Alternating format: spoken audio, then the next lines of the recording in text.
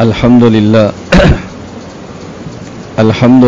وحدہ لا شریک لہ والصلاة والسلام علی من لا نبی بعد اما بعد فاعوذ باللہ من الشیطان الرجیم بسم اللہ الرحمن الرحیم ان اللہ یحب التوابین ویحب المتطہرین اللہم صلی علی محمد وعلی آل محمد کما صلیت علی ابراہیم وعلی آل ابراہیم انک حمید مجید اللہم بارک علی محمد وعلی آل محمد کما بارکت علی ابراہیم وعلی آل ابراہیم انک حمید مجید۔ اللہ رب العزت نے قرآن کریم میں یہ بات ہمیں سمجھائی ہے، ان اللہ یحب التوابین ویحب المتطہرین۔ اللہ تعالیٰ ان سے پیار فرماتے ہیں جو توبہ کرتے ہیں، اور اللہ تعالیٰ ان سے محبت فرماتے ہیں جو خود کو پاک رکھنے کی کوشش کرتے ہیں۔ دنیا میں اگر کسی شخص کو اللہ تعالیٰ کی محبت مل جائے، یہ اللہ تعالیٰ کا بہت بڑا انعام ہے۔ اللہ تعالیٰ کی محبت مل جائے، یہ اللہ تعالیٰ کا بہت بڑا انعام ہے۔ اللہ تعالیٰ خود فرماتے ہیں کہ میں محبت کن سے کرتا ہوں؟ نمبر 1 جو توبہ کرتے ہیں، نمبر 2 جو خود کو پاک رکھنے کی کوشش کرتے ہیں اور محنت کرتے ہیں۔ یہاں دونوں لفظوں کو اچھی طرح ہم سمجھیں۔ Number 1 توابین، number 2 متطہرین۔ توابین یہ جمع ہے توابن کی، ایک ہوتا ہے تائب، ایک ہوتا ہے تواب۔ تائب کہتے ہیں توبہ کرنے والے کو، تواب کہتے ہیں کثیر التوبہ، بار بار اور بہت زیادہ توبہ کرنے والے کو۔ اللہ تعالیٰ یہ نہیں فرما رہے کہ جو توبہ کرتے ہیں میں ان سے پیار کرتا ہوں، فرمایا جو بار بار توبہ کرتے ہیں میں ان سے پیار کرتا ہوں۔ بار بار توبہ کون کرے گا؟ جو بار بار گناہ کرے گا۔ رسول اکرم صلی اللہ علیہ وسلم نے فرمایا کل بنی آدم خطاؤون، حضرت آدم کے جتنے بیٹے ہیں، اولاد ہے، آدم کی اولاد خطا ہے۔ خطا کا معنی کثیر الخطا، آدم کی اولاد بار بار خطا کرتی ہے۔ وخیر الخطائین التوابون، اور بہترین خطا کار وہ ہیں جو بار بار توبہ کرتے ہیں۔ تو خطا کہتے ہیں کثیر الخطا کو، تواب کہتے ہیں کثیر التوبہ کو۔ اللہ کے علم میں ہے کہ بندہ گناہ کرے گا، اس لیے فرمایا جو گناہ کرے اور پھر توبہ کرے، اللہ ایسے بندے سے پیار فرماتے ہیں۔ حدیث پاک میں ہے التائب من الذنب کمن لا ذنب لہ، جو شخص گزشتہ گناہ سے توبہ کرتا ہے وہ اللہ کے یہاں ایسے ہوتا ہے کہ جیسے اس نے کبھی گناہ کیا ہی نہیں ہے۔ اللہ تعالیٰ اس کو ایسے پاک فرما دیتے ہیں۔ قرآن کریم میں ہے یا ایھا الذین آمنوا توبوا الی اللہ توبۃ نصوحا۔ اللہ تعالیٰ بندے کی توبہ قبول فرماتے ہیں، اور بندے کے گناہوں پر پردہ کیسے ڈالتے ہیں، اللہ بندے کی عزت کا خیال کیسے کرتے ہیں۔ توجہ رکھنا، اللہ تعالیٰ یہ نہیں فرما رہے کہ یا ایھا الذین عملوا عملا سیئا فتوبوا، اے وہ لوگوں جو گناہ کرتے ہو وہ توبہ کرو۔ فرمایا نہیں، اے وہ لوگوں جو مجھ پر ایمان لائے ہو وہ توبہ کرو۔ اللہ نے صرف گناہ گار کو توبہ کا حکم نہیں دیا، بلکہ ہر شخص کو توبہ کا حکم دیا ہے، تاکہ پتہ ہی نہ چلے کہ ان میں گناہ کرنے والا کون ہے۔ سارے مل کر توبہ کریں، جس کا گناہ ہے وہ بھی کرے، جس کا نہیں ہے وہ بھی کرے۔ اب اگر اللہ تعالیٰ یوں فرمائیں، دیکھیں ہماری اصلاحی مجلس ہے تو میں آپ سے کہتا ہوں بھئی وہ توبہ کرے جس نے گانا سنا ہے، تب کہے گا اللہ تو مجھے معاف فرما دے، تو پتہ چلے گا یہ گانا سنتا ہے۔ وہی وہ توبہ کرے جس نے رات فلم دیکھی ہے، ایک بندہ کہتا ہے اللہ معاف فرما دے، پتہ چلے گا کہ اس نے دیکھی ہے۔ اللہ نے یوں نہیں فرمایا، فرمایا یا ایھا الذین آمنو، اے ایمان والو سارے مل کے توبہ کرو، پتہ ہی نہ چلے کہ ان میں گناہگار کون ہے، اور سب کی معافی ہو جائے۔ اللہ نے کس طرح پیار سے توبہ کا حکم دیا ہے۔ کسی گناہ سے توبہ کرنے کے لیے 4 شرائط ہیں، 4 شرطیں ہیں۔ یہ پائی جائیں تو سمجھو توبہ ہوئی ہے، یہ نہ پائی جائیں تو سمجھو توبہ نہیں ہے۔ توبہ کی شرائط میں سے پہلی شرط یہ ہے یقلع عن المعصیہ، جو آدمی گناہ کرتا ہے اس گناہ کو چھوڑ دے، جو گناہ کرتا ہے اس گناہ کو چھوڑ دے۔ موبائل ہاتھ میں ہے، گانا دیکھ رہا ہے، کہتا ہے میں اللہ توبہ کرتا ہوں، یہ گانا دیکھتا بھی رہے اور میں توبہ کرتا ہوں، یہ توبہ نہیں ہے۔ گانا بند کر دے، اے اللہ میں توبہ کرتا ہوں، چھوڑ دے اس کو، یہ ہے توبہ۔ توبہ کی پہلی شرط جو گناہ کرتا ہے اس گناہ سے الگ ہو جائے۔ نمبر 2 یندب علیہ، جو گناہ کر رہا تھا اس گناہ پر انسان کے دل میں ندامت ہے۔ ندامت کا معنی مفتی بغداد علامہ علوسی رحمۃ اللہ علیہ فرماتے ہیں تعلم القلب، آدمی کے دل کو تکلیف ہو، یہ ہے ندامت۔ آدمی کو دل سے احساس ہو میں نے جرم کیا ہے، میں نے غلط کیا ہے، مجھے نہیں کرنا چاہیے۔ نمبر 2 ندامت ہو۔ نمبر 3 یعزم عزمت، ایک ایسا پختہ ارادہ کرے اللہ یعود الی مثلھا ابدا، آئندہ میں یہ مر جاؤں گا مگر یہ گناہ نہیں کروں گا، بس یہ ہے توبہ۔ نمبر 1 اس گناہ سے الگ ہو جائے۔ نمبر 2 دل میں ندامت ہو۔ نمبر 3 آئندہ نہ کرنے کا پختہ فیصلہ ہو۔ نمبر 4 ان کانت المعصیۃ تتعلق بآدمی فلها شرط رابع، اور اگر گناہ ایسا ہے جس کا تعلق آدمی کے ساتھ حق العبد ہے، پھر ایک شرط اور بھی ہے، وہ شرط کیا ہے؟ رد الظلامت الی صاحبها او تحصیل البراءۃ منہ، جس کا حق ہے یا اس کو ادا کر دے یا اس سے معاف کرا لے، یہ چوتھی شرط ہے۔ اب سمجھو کہ اس کی توبہ ہو گئی۔ ایک گھڑی ہے، کسی آدمی کی چوری کی ہے، توبہ کرتا ہے، جب تک وہ چوری کی گھڑی پہنے ہوئے ہے یہ توبہ نہیں ہے، وہ گھڑی اس کو واپس کرے، اور اگر گھڑی تھی اس سے گم ہو گئی اس سے معاف کرائے یا پیسے دے، یہ ہے توبہ۔ تو اللہ تعالیٰ فرماتے ہیں کہ میں توبہ کرنے والوں سے پیار کرتا ہوں۔ میں اور آپ سب مل کر سچے دل سے توبہ کریں کہ یا اللہ جو ہم نے گزشتہ گناہ کیے معاف فرما دے، آئندہ ہم یہ گناہ نہیں کریں گے۔ میرے گناہ میں جانتا ہوں، آپ کے گناہ آپ جانتے ہیں۔ یہ اللہ کی شان کریمی اور شان ستاری ہے کہ ہمارے گناہوں پر پردہ ڈال دیتے ہیں۔ ہم ایسے نالائق ہیں، رات کی تاریکی میں گناہ کرتے ہیں، اللہ نے پردہ ڈالا ہوتا ہے، ہم ستاری کی چادر کو پھاڑ کے صبح دوسروں کو بتا دیتے ہیں۔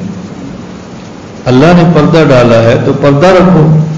نمبر 1 توبہ کرنے والے سے اللہ محبت فرماتے ہیں۔ نمبر 2 وَيُحِبُّ الْمُتَطَہِّرِينَ، یہاں اللہ تعالیٰ نے وَيُحِبُّ الطَّاہِرِينَ نہیں فرمایا بلکہ وَيُحِبُّ الْمُتَطَہِّرِينَ فرمایا۔ طاہر کا معنی الگ ہے، متطہر کا معنی الگ ہے۔ علماء اور طلباء اور جو عربی گرامر سمجھتے ہیں وہ سمجھتے طہر باب تفاعل ہے، باب تفاعل میں تکلف ہوتا ہے۔ تکلف کا معنی کیا ہے؟ ایک کام کرنے کو دل نہیں کرتا پھر بھی کرنا ہے۔ تو اللہ یہ نہیں فرما رہے کہ میں ان سے پیار کرتا ہوں جو پاک ہیں، اللہ فرماتے ہیں میں ان سے پیار کرتا ہوں جن کا دل نہیں چاہتا پاک ہونے کو پھر بھی پاک ہوتے ہیں، محنت کرتے ہیں، تکلف کرتے ہیں، مشقت اٹھاتے ہیں۔ کسی نامحرم لڑکی سے ناجائز تعلق بنا ہے، اس تعلق توڑنے کو دل نہیں کرتا لیکن یہ توڑتے ہیں، میرے اللہ کا حکم ہے۔ بازار گئے ہیں، نامحرم لڑکی سامنے ہے، دل نہیں کرتا میں نگاہ ہٹاؤں لیکن یہ ہٹاتے ہیں، میرے اللہ کا حکم ہے قل للمؤمنین یغضوا من ابصارہم، یہ متطہر۔ سردی ہے، وضو کرنے کو دل نہیں کرتا یہ پھر بھی کرتے ہیں، یہ متطہر ہے. سود کا مال الگ کرنے کو دل نہیں کرتا پھر بھی کرتے، یہ متطہر ہے. طہارت کی دو قسمیں، ایک ہے طہارت ظاہری، ایک ہے طہارت باطنی. طہارت باطنی بھی ہونی چاہیے، طہارت ظاہری بھی ہونی چاہیے. اپنے جسم کو نجاسات سے پاک کرے، یہ طہارت ظاہری ہے. اپنے دل کو نجاسات سے پاک کرے، یہ نجاست باطنی بھی ہے. آدمی جب خانقاہ میں آتا ہے، اپنے شیخ کے پاس آتا ہے، آنے کا مقصد ہوتا ہے اپنے ظاہر اور باطن کو پاک کرنا. اور دل کی طہارت اصل ہے. جب آدمی کا دل پاک ہوتا ہے پھر آدمی کے بدن کو پاک کرنے کو دل کرتا ہے. تو اللہ تعالیٰ وَيُحِبُّ الطاہرین نہیں فرما رہے بلکہ وَيُحِبُّ المتطہرین فرما رہے. مجھے تفاعل اور تکلف سے ایک بات یاد آئی، آپ اس کو سمجھو. میں اکثر بات سمجھاتا ہوں. ہمارے ہاں لوگ کیا کہتے ہیں، بھائی کھانا کھائیں گے؟ نہیں، آپ تکلف نہ کریں، تکلف نہ کریں. کھانا کھائیں گے، آپ نہیں سمجھے. ہمارے یہاں کو مہمان آئے گا تو ہم کہتے ہیں جی آپ کھانا کھائیں گے، وہ ہمیں کہتے ہیں نہیں مولانا صاحب تکلف نہ فرمائیں. میں نے کہا تکلف کا معنی یہ ہے نفاق. یعنی آپ مجھے یہ کہنا چاہ رہے ہیں میرا اوپر سے کھانے کی صلاح مار رہا ہوں، میرا دل نہیں چاہ رہا، اس کا نام تکلف ہے. تو آپ مجھے منافق سمجھتے ہیں، کہتے ہیں نہیں. تو میں نے کہا پھر آپ کیوں کہتے ہیں مولانا صاحب تکلف نہ فرمائیں؟ تکلف کا معنی یہی ہے نا کہ میرا دل نہیں چاہ رہا پھر بھی چائے پلا رہا ہوں، میرا دل نہیں چاہ رہا پھر بھی کھانا کھلا رہا ہوں. میں آپ کو محبت سے کہہ رہا ہوں بھی آپ ٹھنڈا پانی پئیں گے، آپ شربت پئیں گے، چائے پئیں گے یا کھانا کھائیں گے؟ نہیں تکلف نہ فرمائے، رہنے دیں. میں نے کہا آپ ہمیں منافق سمجھتے ہیں. کہا جی نہیں. تو پھر یہ کیوں کہتے ہیں تکلف نہ فرمائیں؟ جو ہم نے پوچھا وہ بتاؤ.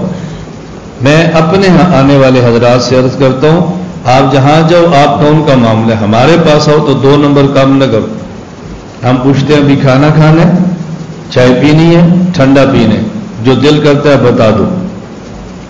بس نہیں دل کرتا تو یہ تکلف نہ کرو، یہ ہے نفاق. بھوک لگی ہے، نہیں حضرت رہنے دیں. تھکے ہیں، چائے پینی ہے، نہیں رہنے دیں، یہ نفاق ہے. منافقت اپنے اندر ہے، کھاتے ہوئے ہمارے ڈالتے ہیں. ہم تو دل سے کہہ رہے ہیں بھی آپ کیا پسند فرمائیں، ہماری خواہش کیا ہے آپ کو وہ ملے جو آپ چاہتے ہیں. یہ کون سا نفاق ہے؟ اور جو آپ چاہتے ہیں آپ نہیں کہہ رہے، باہر نکل کے پھر چائے پیتے ہیں. پرسوں ہمارے یہاں کچھ، پرسوں نہیں 4 دن پہلے کچھ حضرات تشریف لائے، گزر رہے تھے، رکے تو خیر آئے، مجھے خوشی ہوئی نا. کچھ حضرات تشریف لائے میرے پاس ملنے کے لیے آئے، لیکن آئے بغیر اطلاع کے. میرے سبق کا وقت تھا تو انہوں نے کہا جی بس ہم نے صرف 1 منٹ بات کرنی ہے. میں نے کہا بلا لو. تو میں نے کہا کھانا کھائیں گے؟ کہتے ہیں نہیں ہم باہر ہوٹل سے کھا کر آئے، ہم صرف چائے پئیں گے. میں نے کہا آپ ہوٹل سے کھا کر کیوں آئے ہیں؟ جب آپ مہمان ہمارے ہیں، ہمارے پاس آئے ہیں تو آپ ہوٹل سے کھا کر کیوں آئے ہیں؟ بس ہم نے کہا جی آپ کو تکلیف ہوگی. میں نے کہا اس کا معنی یہ ہے کہ آپ ہمیں سمجھے ہی نہیں ہیں. آپ کا ہمارے بارے میں خیال ہے کہ ہم مہمان نوازی پر خوش نہیں ہوتے، تو پھر آپ میرے پاس زیارت کے لیے کیوں آئے ہیں؟ ایک بندے کے پاس آپ زیارت کے لیے جا رہے ہیں، استفادے کے لیے جا رہے ہیں، بڑا سمجھ کر جا رہے ہیں، اور اس کے بارے میں آپ کا ذہن یہ کہ بندہ ٹھیک نہیں، ہم کھانا کھائیں گے تو پریشان ہوگا، نہیں آپ کو تکلیف ہوگی. میں نے کہا کیوں تکلیف ہوگی بھائی؟ مہمان کے آنے پر بھی کسی کو تکلیف ہوتی ہے. ہاں اگر آپ پہلے فون کر دیتے تو ہمیں خوشی ہوتی اور آپ کے کرام میں ہمیں تاخیر نہ ہوتی، آپ آتے تو کھانا تیار ہوتا. اچانک فرمائیں گے تو 10-15 منٹ لگ جائیں گے. پھر دوسری بات میں نے کہا مجھے ایک بات پہ تعجب ہوتا ہے، آپ حضرات دوسروں کو سبق پڑھاتے ہیں بھائی گھر کا کھانا برکت والا ہوتا ہے، بازار کا کھانا برکت والا نہیں ہوتا، اور ہمارے پاس ہے تو برکت والا کھانا چھوڑ کر برکت والا جو نہیں تھا وہ کھا کر آئے. پہلے اپنے آپ کو بے برکتہ کیا ہے، پھر ہمارے پاس برکت حاصل کرنے کے لیے آئے ہیں. کیسے لوگ ہیں آپ بھائی؟ میں نے کہا یہ باتیں بھی آپ کو سمجھانی پڑتی ہیں. تو ہمارے یہاں خانقاہ کا معاملہ بہت صاف ہے، بہت 2 جمعہ 2 4 والا ہے. کھانا کھانے کو دل کرتا ہے تو کھانا مانگے، چائے پینے کو دل کرتا ہے چائے کہہ دیں، ٹھنڈا پینے کو دل کرتا ہے ٹھنڈا پی لیں. یہ بچوں والی حرکتیں نہ کریں. آج دوپہر میرے پاس وہ نائی آیا تھا خط بنانے کے لیے، تو میں نے گھر سے ان کے لیے چائے بنوائی. اب نائی کے لیے گھر سے چائے کون بنواتا ہے؟ وہ نائی بھی نہیں سوچ سکتا بھئی ہمیں جس کے پاس جائیں گے وہ گھر سے چائے بھی پلائے گا. وہ سمجھتے ہیں کہ نوکروں کی طرح بلائیں گے، خط کرائیں گے، پیسے دے کے فارغ کر دیں. ہم اس کی بھی عزت کا خیال کرتے ہیں جو حجامت کرنے کے لیے آتا ہے. اب بتاؤ جو ویسے دین کے لیے آئے گا اس کی ہم کتنی عزت کرتے ہوں گے. خیر میں نے چائے بنوائی، میں نے ساتھ بسکٹ منگوائے. اب دو چھوٹے بچے تھے، بھائی خبیب کے چھوٹے، وہ دونوں تھے. میں نے کہا چائے پیو گے؟ ایک چپ ہے، ایک کہتا ہے نہیں. میں نے کہا جو چپ ہے اس نے بھی پینی ہے، جو کہتا ہے نہیں اس نے بھی پینی ہے. چلو ان دونوں کو آدھا آدھا کپ ڈال دو. آدھا آدھا کپ ڈالا تو میں نے کہا بسکٹ، کہتا ہے نہیں. میں نے کہا تم دونوں نے کھانے ہیں. اب دونوں نے بسکٹ بھی شروع کر دیے. میں نے کہا تو پہلے شروع نہیں کرتے تھے، اب تم چھوڑتے نہیں. اس لیے کہ بیٹا بسکٹ میٹھا ہے، ایک اور کھا لو، ایک اور کھاؤ. اب دیکھو یہ بچوں کا کام ہے نا، دل کر رہا ہے لیکن نہ کرتے ہیں. آپ ہوتے بڑے ہیں، رہتے بچوں کی طرح. کھانا کھائیں گے جی نہیں، حالانکہ دل کر رہا کھانے کو. بھائی آپ کہہ دو جی کھائیں گے، کیا حرج ہے؟ بھوک لگی ہے کھائیں گے، حرج کی بات کون سی ہے؟ مہمان کا حق ہوتا ہے کہ میزبان اپنی استطاعت کے مطابق اس کی خدمت کرے. اور اللہ کا شکر ہے الحمدللہ ہم بغیر کسی مطلب اور مفاد کے مہمان کا اکرام کرتے ہیں. ابھی چند دن قبل میرے پاس ایک مہمان آئے. صبح 4:15 بجے کا وقت تھا. مجھے مولانا عرفان جمیل صاحب کا میسج آیا، فلاں مولانا صاحب آئے ہیں. صبح 4:15 بجے فلاں مولانا صاحب آئے ہیں. اب آپ تو سوچ بھی نہیں سکتے بھی 4:15 بجے کو اٹھتا بھی ہے، لیکن ان کو پتا ہے کہ استاد جی اٹھے ہوئے، ان کو پتا ہے. وہ مولانا ایسے تھے جو ہمارے مسلک کے بھی نہیں تھے، ہمارے عقیدہ کے بھی نہیں تھے، مخالف عقیدے کا آدمی.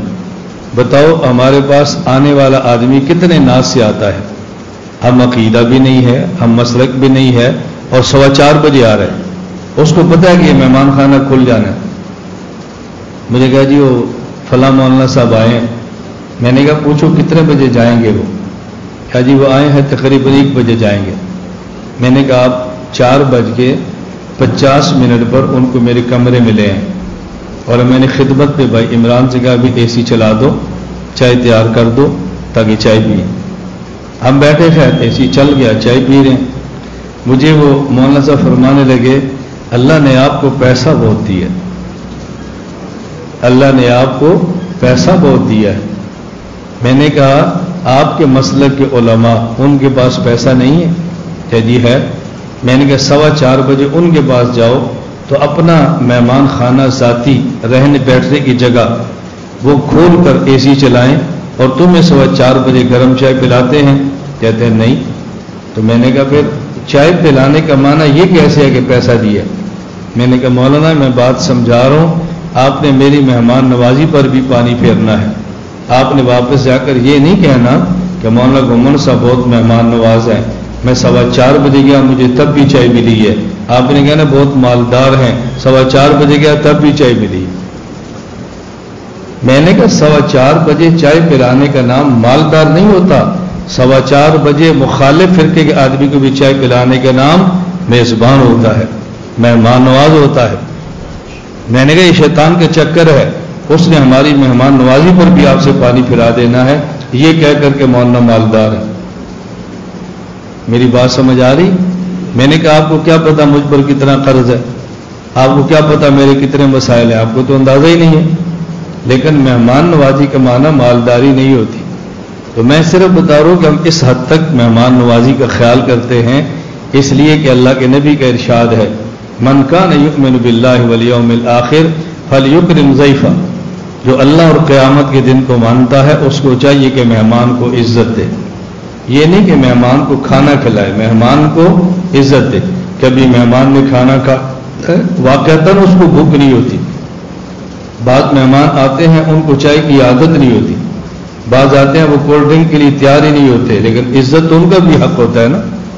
خیر میں عرض کر رہا تھا اللہ تعالیٰ نے فرمایا وَيُحِبُّ الْمُتَطَهِّرِينَ. یہ تکلف سے مجھے بات یاد آئی. میں آپ کو بھی کہتا ہوں کہ تکلفات سے اپنی زندگی پاک رکھا کرو.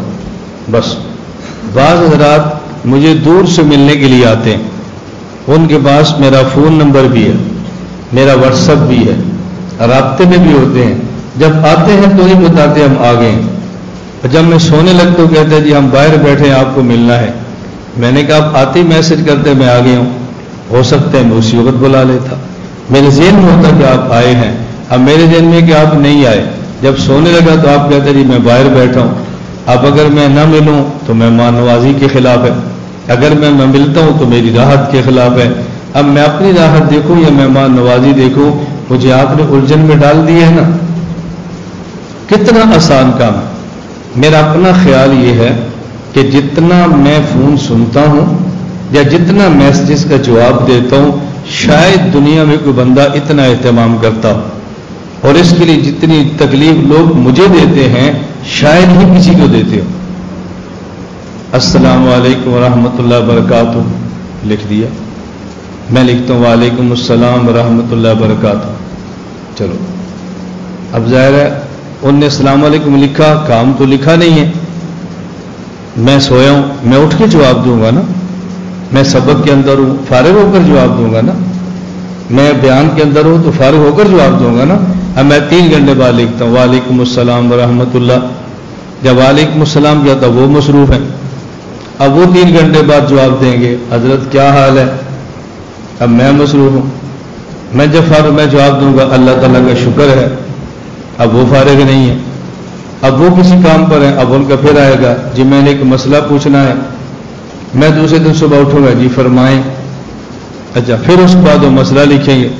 اب بتاؤ کتنا تکلیف دہ مرحلہ ہے، اور اگر میں کسی کو واپسی وائس پہ ڈانٹ دوں تو میں سلیقہ نہیں آتا، کم از کم خیال کیا کرو، فون کرنے کا طریقہ ہی ہوتا ہے، پھر وہ مجھے کہیں گے تمہارا لہجہ ٹھیک نہیں ہے، بولنے کا انداز ٹھیک نہیں۔ ابھی کچھ دن پہلے مجھے ایک شادی کا میسج آیا، میں نے نہیں جواب دیا، پھر آیا پھر نہیں جواب دیا، پھر آیا پھر نہیں جواب دیا۔ اچھا جب ان کا پھر میسج آیا تم سلام کا جواب نہیں دیتے، تم یہ نہیں کرتے، تم وہ نہیں کرتے، میں نے کہا بیٹا بندہ مصروف ہوتا ہے، بس آپ نہیں جواب دیتا، تمہارے اندر عقل نہیں ہے، کچھ تم بھی سمجھ لیا کرو۔ میں نے تھوڑا سا ڈانٹا، میں نے تمہیں کہا تم مرکز آؤ، اجتماع پر آؤ، ذکر کرو، رات قیام کرو، آرام کرو، صبح بات بھی سنیں گے، یہ کریں گے وہ کریں گے۔ ان کا واپس آیا میسج، میں نے آنا تھا، میرا اصل مقصد تھا آپ کے پاس آتا اصلاح کے لیے، لیکن ایسا بگڑا ہوا مزاج آپ کا ہے، آپ کو تو اپنی اصلاح کی ضرورت ہے، تمہارے پاس میں کیا ہوں۔